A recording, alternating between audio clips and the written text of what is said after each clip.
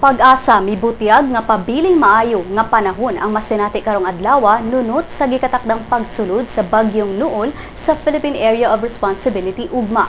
Sa 11 AM weather bulletin niini, matud sa pag-asa nga ang tropical storm Nuol naa sa 1,330 kilometers east sa Surigao del Norte. Duna kini hangin gikusgon nga 100 kilometers per hour ug ang paghuros sa hangin niini moabot sa 130 kilometers per hour. Muirog kini paingon sa west sa gipaspasong 10 kilometers per hour. Ang bagyong Nuol ginatakdang musud sa par ugma ug panganlan kinig Dodong. Apan sa pagkakaron matud sa pag-asa nga ang nasud makasinati ug maayong panahon. Sigon ni weather forecaster June Gala nga makasinati gihapon ang nasud ug iga nga panahon tungod sa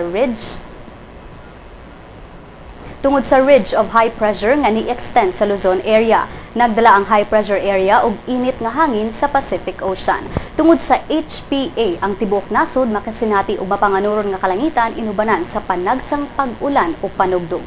Karong adlaw, ang temperatura sa Metro Manila anaa sa 24 to 35 degrees Celsius samtang ang heat index o ang temperatura masinati sa lawas sa usa ka tawo anaa sa 28 to 39 degrees Celsius.